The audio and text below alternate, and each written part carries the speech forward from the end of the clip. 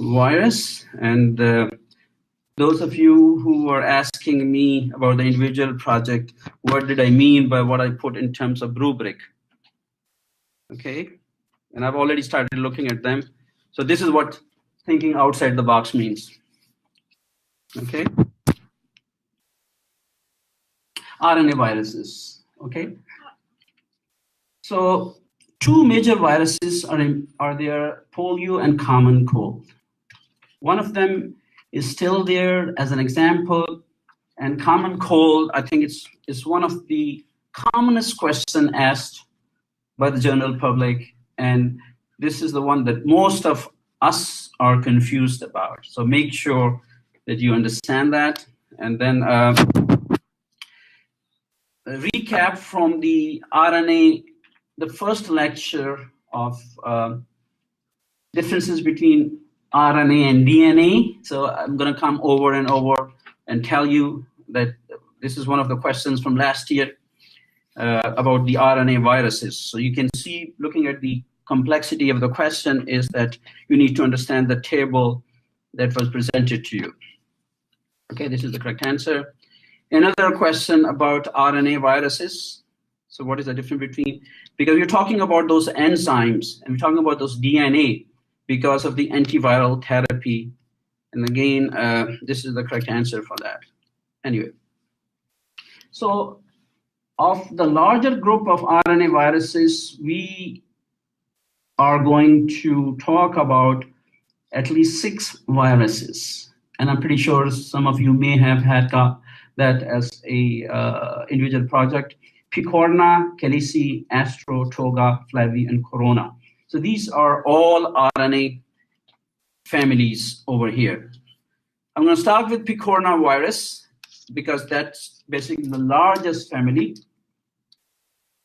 and most important for both human and animal viruses. Remember when I said that, you know, pets and animals and kind of zoonotic things, so keep that in mind.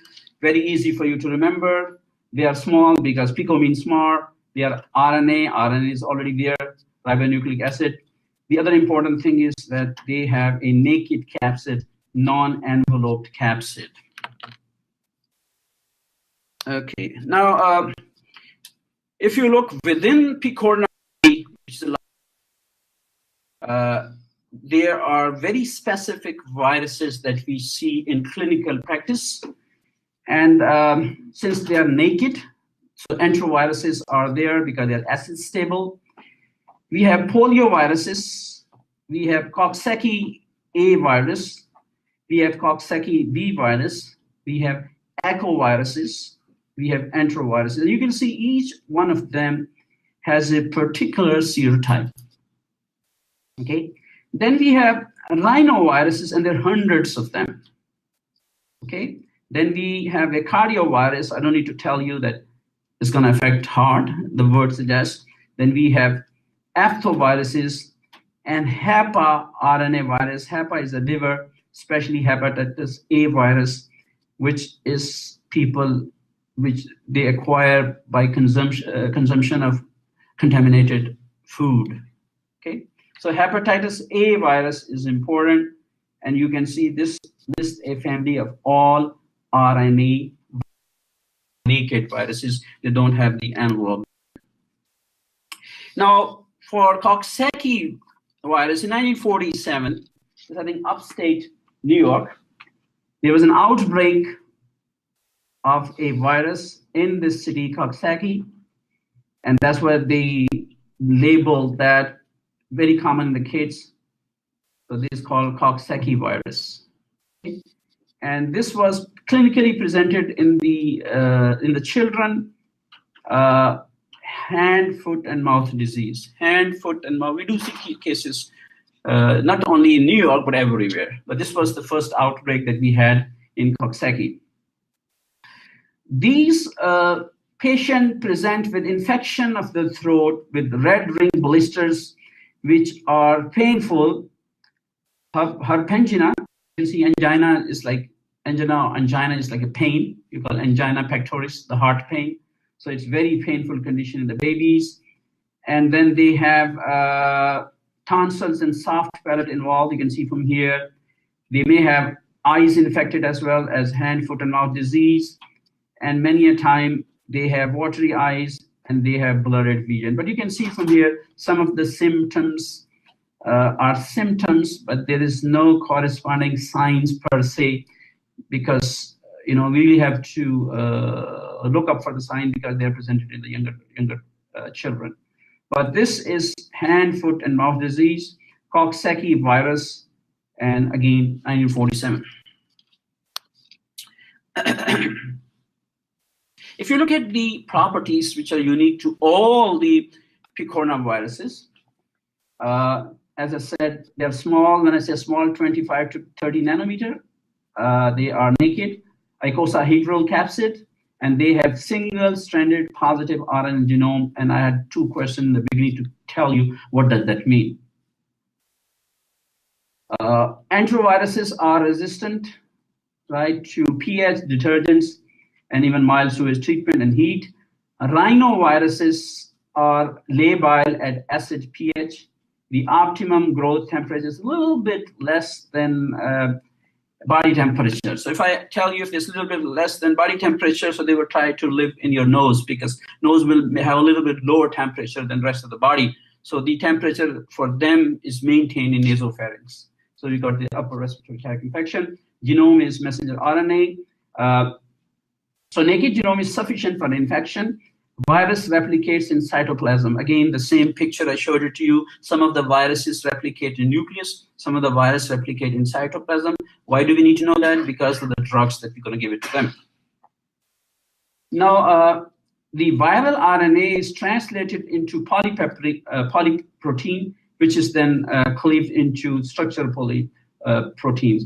And these viruses are cytolytic. This means they're going to break apart the cell in which they are dividing. Now, disease mechanisms of picornavirus pretty much is standard. As we discussed with any other viruses, they are called enterovirus. For example, doesn't mean that they are only going to be infecting intestine. They can also infect oropharynx, upper respiratory tract. But the only difference from the picornaviruses, rhinoviruses, which mostly cause common cold, are restricted to upper respiratory tract. Again, they are going to look for the cell which bears the target receptor. And the most important receptor that they are looking for to attach are immunoglobulin superfamily ICAM1. So they're looking for ICAM1 for attachment. And again, if you block that, they would not be able to attach. As simple as that in terms of the unique features. Then depending upon which particular tissue they infect, and you lose the function of that tissue, that pretty much will determine the signs and symptoms of that viral infection. The antibody response that we get after getting this infection is transitory. This means if you get common cold, you develop antibodies, so you would not get the common cold to that particular virus again. But what stops a virus to mutate again and cause you another infection, because there are tons of viruses, especially if there are more than 100 serotypes. So do you think it's feasible for us to make a vaccine for this common cold virus? No, because they keep on changing. What's the point? Okay, so we'd rather have you built up antibody and help you out. The other important thing is that the enterovirus, if it infects the intestine, is going to be shed in feces for a long period. And many a time, people, depending upon their immune status, may have a different type of a disease picture. Somebody really get a big hit, and some people kind of, overcome that. So that's variable from different people. Now, as I said earlier, the portal of entry of these viruses will determine as to where the virus is going to go through. It could be upper respiratory tract, oropharynx, intestinal tract. They have a primary viremia and secondary viremia, and I already told you what exactly that means and why do we care. Okay. One specific thing for this particular enterovirus is that if you remember the histology of intestine, in histology of intestine, there is a very special cell called M cells. And that M cell is overlying a lymphoid tissue, which is called Peyer's patches. So these viruses infect those tissues.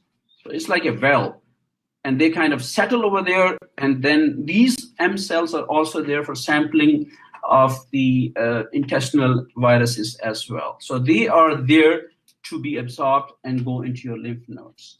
Okay.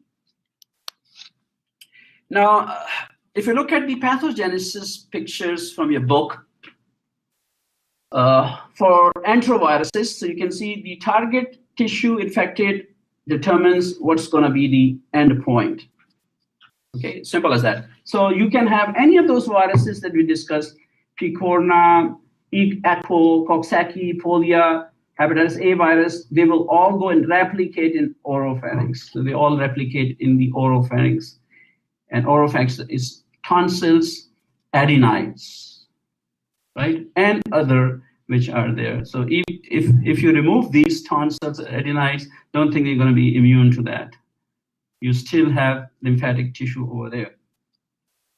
Then it goes into the lung, and the very first response it will have is primary viremia as compared to the secondary viremia, which the difference, if you remember, from primary viremia to the secondary viremia was that most of the viruses infect lungs, and from lungs they are absorbed into the blood.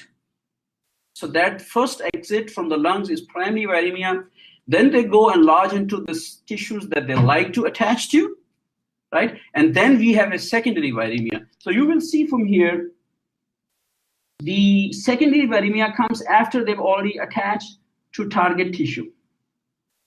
Okay, and I also told you, and I'm going to ask you, if you pay a little bit of attention, that though these viruses love to infect cells, but during those phases of primary viremia and secondary viremia, they are open. They are vulnerable to antibody attack. Okay, that's where we want to hit them with an antibody, right? And you can see from here, antibody blockade. So if you use a specific antibody, it's going to block it over here. That makes sense? Okay. And these are the target tissue, depending upon which tissues they attach to: liver, meninges, brain, and mucosa and skin, muscle and skin. So you can see each one of them has a particular attachment and tropism. What I want you to know is you need to know the name of the virus, and you need to know the name of the tissue. I'm not going to burden you to know the name of the corresponding receptors at this stage. But keep in mind, there are corresponding receptors, and we are working on those receptors to block them so that they don't get and cause problems. For example, if they go to the liver, they call hepatitis. If they go to meninges, called meningitis. If they go, for example, brain, they're going to cause paralytic diseases, and so on and so forth. So the disease depends upon where those viruses go and attach themselves. The other important thing is that though it's being absorbed in the blood, but it's also shed off in feces as well. So all these viruses, that's why we have hepatitis A virus, which is also, if I tell you that hepatitis A virus is also shed in stool, right? And other than fecal oral route, what other particular risk is there for some groups? What is the group that may be infected with HAV in terms of being a high-risk group? Say it again. Vertical. Through GIT? How could you have, unless you're giving birth through anal canal, there is no vertical transmission if it's shed up in feces. Homosexual, exactly, male homosexual. So male homosexuals are the #1 particular group in terms of transmissions is sexual transmission. So HAV is included as STD, especially for those particular high-risk group. That makes sense? So it may not have a vertical transmission, because vertical transmission, I think what you're thinking, maybe if it's very close to that cranial area, it can also go to cause, I know what's your mindset, but that's not a high-risk group per se. Technically, yes, but statistically, not. Okay? So HAV is also an STI. Okay, now the nature of disease, as I said, age of person depends upon, and then again, the problem with these diseases are sometimes they're asymptomatic, but they're shedding viruses. And then again, we want to clear the environmental condition like sewage treatment. So those people who are working in sewage treatment, they have to make sure that they get rid of hepatitis A virus and polio virus because they are enteroviruses. Now, as I said earlier, in terms of transmission, I just told you that they are there in human fecal matter. And then again, human fecal matter go through the hand, and then whatever hands touch are going to get infected. They can also go through the sewage and affect water supply. They can also go for solid waste landfill. Shellfish, again, is important in terms of being a part of the water supply, and especially farming in that may cause some of the problems that we see in public health. This is how the polio virus looks like, electron micrograph. And as I said earlier, fecal oral route for hygiene, daycare, contaminated food and water, and then some of can also be inhaled, infectious aerosol, because of the droplet infections that they have. Okay, I just asked you earlier, who's at risk? At risk for polio, for example, young children. Older at risk are also risk for polio, newborns and neonate.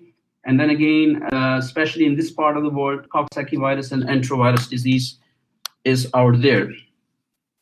Now, polio virus is taught traditionally as your basis for understanding paralytic disease.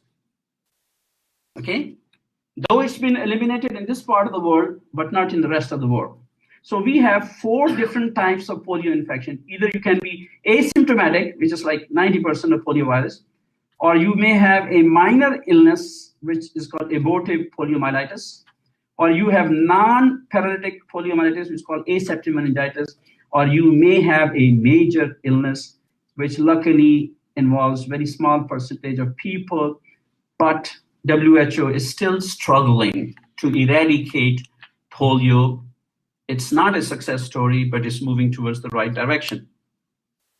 So this virus also goes and sits in anterior horn cells, and then again, it causes paralysis, especially we call spinal paralysis, which may involve 1 or more limbs. When it goes to the brain, we call bulbar paralysis, which may involve some of the cranial nerves. And the worst part is that if they involve medulla respiratory centers, then they have paralysis of respiration. Now, this is a historical perspective of poliomyelitis. If you go National Library of Medicine, you will see 1952. Then we had a big outbreak of polio, and you can see this was the condition of the wards, because if it got paralysis of the lungs and cough. And one of the presidents over here also was a patient of polio. And this picture, especially in Asia, in Africa, is still there, unfortunately. Now, if you look at medicine, this is what they say, a typical picture of people, weakness, contractures of a person, one limb or both limb, one side to the other side. That's a typical muscle weakened by polio. So that is something, as I said, present in Asia as well as in Africa. And maybe you may see some of the people immigrated to this part of the world as well. So they are everywhere. The WHO is trying to advocate vaccine. This was a situation of polio, global incidence, indigenous polio, 1995, you see all of Asia, I believe, Central Africa, The governments are trying hard, so it has shrunk all the way from 1988 to only 4 countries. That includes Pakistan, India, Afghanistan, Bangladesh, and I don't know which countries that. You can help me with that. Now, if you look at here, there in US, there was a very high incidence during this time. You can see this peak over here. They didn't know how to treat it. They were kind of worried. There was no drugs over there. And then what happened was that they had all those cases of acute poliomyelitis. And with that incidence very high, whole government was involved. There was a big problem everywhere. And then, they were trying to, they say the most successful story in the history of medicine is polio vaccine, Sabin and Saab. So these were 2 Russian scientists who made it and then migrated to this country. But they were the one, and the people were scared. People were scared, so they have to kind of hire all the celebrities over there, the president and other people, to go and say, hey, Salk vaccine works. So they kind of teach, public awareness. That was the problem is, and that's lacking in India, Pakistan, Bangladesh, because people are scared. People think that it's going to cause polio. But there's like a public unrest over there. And it's nothing new because it happened in this part of the world as well. So this had to do a better job in public education. How do we control it? As I said, the most important is that we have a trivalent oral vaccine, right? Or which is live. That's what the scary part is. It's a live vaccine, right? Or we have a inactivated polio vaccine, which is also inactivated. So the most important thing is that since there are rare cases getting infected with live associated, so in this part of the world, we usually recommend inactivated one, just to make sure that people know for sure that we are giving them inactivated and not kind of a live vaccine. Okay, so I'll just stop here and take a couple of questions that you may have.